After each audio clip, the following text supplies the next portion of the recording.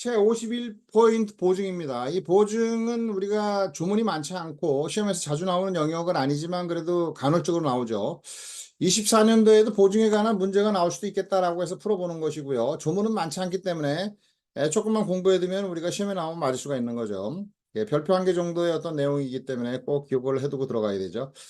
자, 30조 보겠습니다. 보증의 가능. 보증은 환원의 보증에 의해서 전부 보증을 할 수가 있고 금액의 전부 또는 일부 보증도 가능하다 라고 하는 것인데 시험에서는 이제 일부 보증은 인정되지 않는다. 그럼 틀리는 거죠. 자, 두 번째 이제 제3자는 보증을 할 수 있다. 보증인의 지위는 제한이 없습니다. 그래서 이제 제3자도 되고 어음상의 채무자도 되고 누구라도 되고 어음상의 김영란이 서명한 자를 원칙적으로 채무자가 되는 거죠.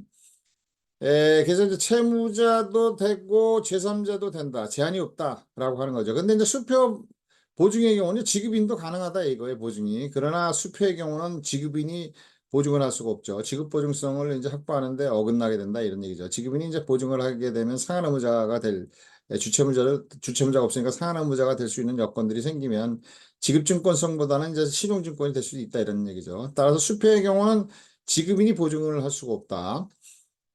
라고 하는 거죠. 자, 그래서 요게 이제 그 조문입니다. 일부 보증이 가능하다. 요거 시험에서 이제 우리가 자주 나오는 내용이고요. 보증인의 자격은 제한이 없습니다. 그래서 제3자는 물론 엄채무자도 보증인이 될 수 있다. 피보증인의 자격에는 우리가 채무자, 주채무자 아니면은 상한의무자가 되죠. 엄에서는. 그다음에 이제 수표의 경우는 상한의무자가 돼야 되는 것이고 주채무자가 없으니까.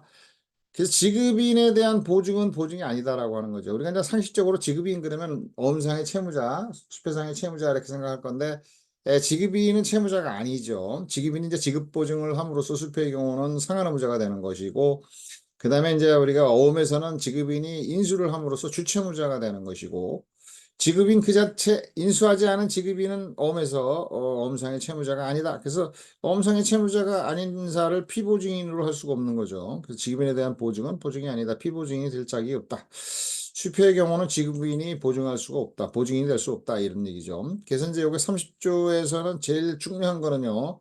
일부 보증도 가능하다. 자주 나오는 내용들이 그 내용입니다. 자, 우리가 조문 그대로 외우고요. 그다음에 이제 보증의 방식입니다. 보증에는 이제 보증 문구를 이제 환원의 앞면 또는 뒷면, 그다음에 이제 보충제도 할 수 있고, 배서나 보증의 경우에 있어서는 등본에도 가능하죠. 등본에도 가능하다라고 하는 거죠. 보증을 할 때는 이제 보증 문구를 기재하고 보증인의 기명날인 서명이 존재해야 되는 부분들이고요. 단순히 이제 우리가 기명날인 서명만 있다. 약식 보증의 경우는요. 앞면에만 해야 되는 거죠. 뒷면에 하게 되면 이제 배수하고 혼성되는 거죠. 약식, 간략백, 시식, 배적 단순히 기명날인 서명을 이면에 했다 그러면 배설은 돼도 보증은 안 되는 거고 우리가 배설을 그냥 간략백, 지식 배설을 앞면에 했다 그러면 보증은 되고 그죠? 배설은 안 되는 거고 이렇게 이제 기억을 해둬야 되는 거고요. 그래서 단순히 앞면에만 그래서 앞면에만 약식 보증이 가능하다. 그렇게 기억해야 돼요. 약식 보증은 뒷면에도 가능하다. 보충제도 가능하다. 틀리죠? 환원의 앞면에만 약식 보증이 가능하다라고 하는 것이고요. 그냥 이제 우리가 보증할 때는 환원에도 앞면 뒷면 다 되고 보충제도 하고 등본에도 되지만 약식 보증의 경우는 우리가 그 환원의 앞면에만 가능하다. 근데 이제 여기 이제 앞면에 이제 김영란의 서명이 있는 거 발행인의 김영란의 서명과 인수인의 김영란의 서명은 제외하고 그게 없었을 때는 이제 우리가 보증으로 본다. 그 보증으로 본다는 거는 이제 배서와 관련되는 거죠. 간략 170 배서냐 보증이냐 그러면 무조건 보증이다. 배서는 인정되지 않는다. 배서는 무효고 보증은 된다라고 하는 거죠. 보증으로 볼 수 있는 거죠. 근데 뭐 이제 그거는 그때 가서 이제 봐야 되는 거고. 어쨌든 간에 간략 170 배서는 어음의 앞면에 할 수 없다 이런 얘기죠. 보증만 가능하다. 보증의 경우는 이제 앞면에만 간략백 약식 보증의 경우 간략백지식 배선에 똑같은 얘기죠. 간략백지식 보증이라고 얘기 안 하고 이제 약식 보증의 경우는 앞면에만 가능하다. 보증을 누굴 위해서 한 것임을 표시해야 되는 거죠. 그런데 이제 표시하지 않은 경우는 발행인을 위해서 보증한 것으로 본데 이것도 자주 나오는 내용입니다. 여기서도 이제 우리가 약식 보증의 경우에 있어서는 앞면에만 가능하다. 누굴 위해서 표시하지 않으면 보증을 발행인을 위해서 한 것으로 본다. 이게 이제 시험에서 자주 나오는 내용입니다. 다 외워야 되죠. 충분히 우리가 조문은 많지 않지만 하나의 문제로 맹글 수 있는 거죠. 보증은 앞면, 뒷면, 보충지 등본에도 할 수 있다. 약식 보증은 앞면에만 가능하다. 그다음에 보증을 누구를 위해서 표시하지 아니할 때는 발행인을 위해서 하는 것으로 본다. 이런 거 시험에 한 문항이잖아요. 그죠? 기억을 할 수가 있고 기억해둬야 되고. 그다음에 이제 우리가 보증의 효력입니다. 요게 이제 그 마지막 조문인데요. 보세요. 보증은 보증된 자와 같은 책임을 진다. 보증된 자가 피보증인이죠.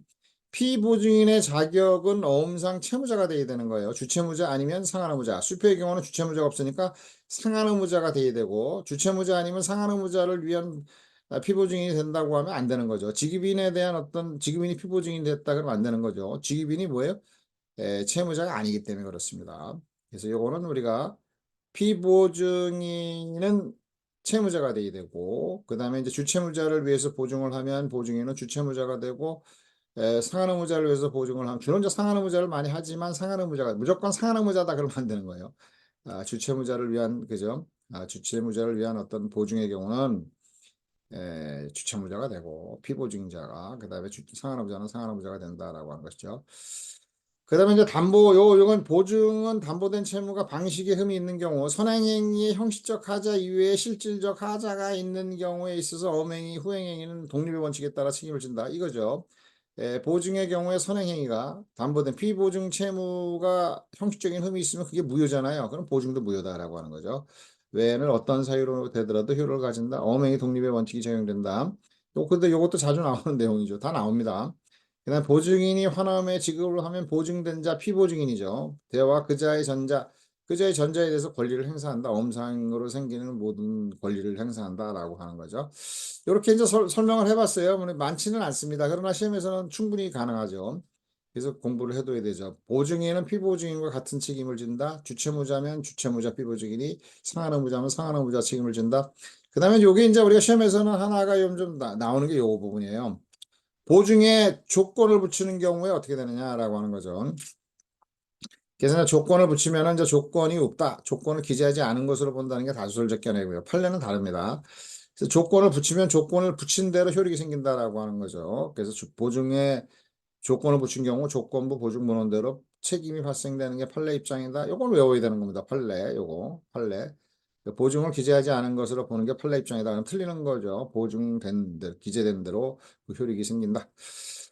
요게 판례 입장이다. 시험에서 이제 이것도 한 문항씩 이제 나오던 부분이고 또 나올 수도 있습니다. 이거는 뭐 우리가 많은 내용들에 있어서 조문 밖에 어떤 크다는 게 아니고 당연히 알아야 될 내용이니까.